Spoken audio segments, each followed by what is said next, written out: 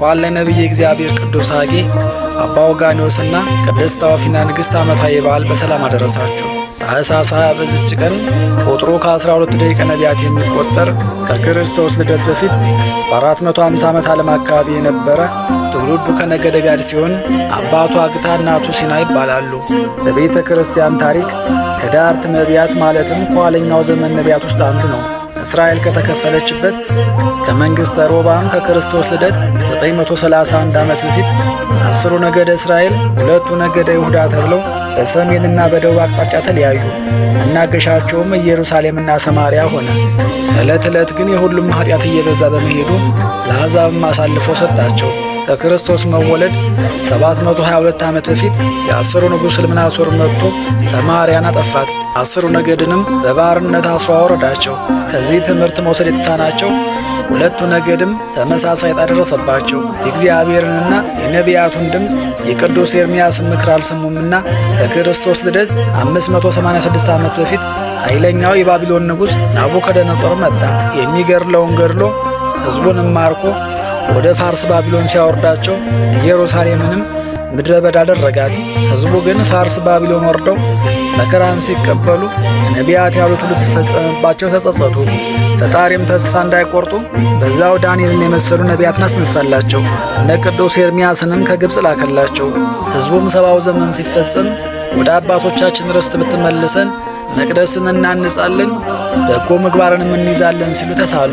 ልመናን የሚሰማቸው ፈጣሪ እንደ ቃሉ 70ው ዘመን ሲፈጸም እስራኤል በነ ቅዱስ ኤርምያስ ባሮክና ሌሎችም አማካኝነት በኃይል በድንቅና በታምራት ከፋርስ ባቢሎን ወጡ። በድል ተጉዞም ወደ ርስታቸው ገቡ።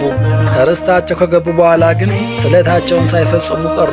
በዚህም ጊዜ እንደ ዘወትሩ ይገሥጻቸው ዘንድ እግዚአብሔር ነቢያቱን ቅዱስ ሐጌን፣ ቅዱስ ዘካርያስና ቅዱስ ሚልክያስን አስነሳቸው። ቤተ መቅደስ ለማነጽ ወቅቱ አልረዳንም እያሉ ሳያነጹ ዘመናት አለፉ። የሚገርመው ግን ቤተ መቅደሱ ምድረ በዳ ሆኖ የራሳቸውን ቤት አሳምሮ ያንጹ ነበር። በዚህ ጊዜ በመካከላቸው የነበረው ቅዱስ ሐጌ ዘለፋቸው። ቤቴ ፈርሶ ሳለ እናንተ በአማሩ ቤቶቻችሁ ልትኖሩ ጊዜ ሆነውን አላቸው። አክሎም ቃላችሁን አልፈጸማችሁምና በረከቴን ከእናንተ አረቃለሁ አላቸው። ተግሳጹን ከልብ የሰሙት ሕዝቡም በዘሩባቤል መሪነት 46 ዓመት የፈጀውን ቤተ መቅደስ አንጸዋል።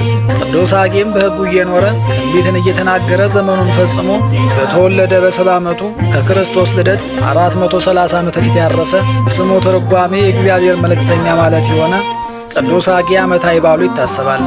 አባ ወጋንዮስ እናት ቅድስት ታወፊና ንግሥትን በዚች ቀን ዓመታዊ በዓላቸው ይከበራል። ቅዱስ ዮሐንስ ሐጺር፣ ቅዱስ አክሎቅ ቀሲስ፣ ቅዱስ አጼ ካሌብ ንጉሠ ኢትዮጵያ፣ አባ አሞንዮስ ዘአገረ ቶና፣ ቅድስት ሐዲስ የዋሂትና ማር ቴዎድሮስ ኃያል ሰማዕት ደግሞ ወርኃዊ በዓላቸው ይታሰባል። ለእግዚአብሔር ክብር ምስጋና ይሁን። እኛም ቅዱሳኑን አክብረን በስማቸው ምግባር ትሩፋት ፈጽመን በረከታቸው እንድንሳተፍ አምላከ ቅዱሳን ይርዳል። ጌታ ሆይ ከብልጽግናቸው ብዛት የተነሳ ብዙ መባ ካገቡት ይልቅ የዳዊቱን አነስተኛ መባ እንደተቀበልክ ለሁል ጊዜ የሚያገለግሉ አላፍ መላእክትን እያሳሰብኩ በችግር ጊዜ የማቀርብልን ምስጋና ተቀበል። እናንተም ቅዱሳን ነቢያት፣ የወንጌል ሰባኪያን ሐዋርያት፣ ሰማዕታትና ጻድቃን፣ ትጉሃን መላእክት፣ ፍጹማን ደናግል እንዲሁም ደጋጎች መነኮሳት ሆይ ዥዋቂ ሳንለይ የምንሰበሰብበትን የጉባኤ ቦታ ባርኩ። ይህንን መጽሐፍ ወረቀት አዘጋጅቶ ብራና ዳምጦ የጻፈውን ያጻፈውን ከግዕዝ ወደ አማርኛ የተረጎመውን ቃለ ንባቡን በእርጋታ መንፈስና በተመስጦ ሕሊና ያዳመጠውን በደለኛ ሁሉ በምታስምር በጌታ እናት በማርያም ጸሎት ኢየሱስ ክርስቶስ በአንድነት ይማረን። በማርያም ጸሎት ኢየሱስ ክርስቶስ በአንድነት ይማረን። በማርያም ጸሎት ኢየሱስ ክርስቶስ በአንድነት ይማረን ለዘላለሙ አሜን። አባታችን ሆይ በሰማያት የምትኖር፣ ስምህ ይቀደስ፣ መንግሥትህ ትምጣ፣ ፈቃድህ በሰማይ እንደሆነች እንዲሁ በምድር ትሁን።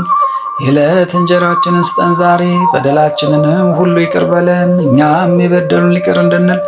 አቤቱ ወደ ፈተናም አታግባን ከክፉ ሁሉ አድነን እንጂ ይህች መንግሥት ያንተ ናትና ኃይል፣ ክብር፣ ምስጋና ለዘላለሙ አሜን። እመቤታችን ቅድስት ድንግል ማርያም ሆይ በመልአኩ በቅዱስ ገብርኤል ሰላምታ ሰላም እንልሻለን። በሐሳብሽ ድንግል ነሽ፣ በሥጋሽም ድንግል ነሽ። የአሸናፊ ልዑል እግዚአብሔር እናት ሆይ ሰላምታ ላንቺ ይገባሻል። ከሴቶች ሁሉ ተለይተሽ አንቺ የተባረክሽ ነሽ፣ የማኅፀንሽም ፍሬ ቡሩክ ነው። ጸጋን የተመላሽ ቅድስት ሆይ ደስ ይበልሽ፣ ልዑል እግዚአብሔር ካንቺ ጋር ነውና ከተወደደው ልጅሽ ከጌታችን ከመድኃኒታችን ከኢየሱስ ክርስቶስ ዘንድ ይቅርታንና ምሕረትን ለምኝልን ኃጢአታችንንም ያስተሰርይልን ዘንድ ለዘላለሙ አሜን።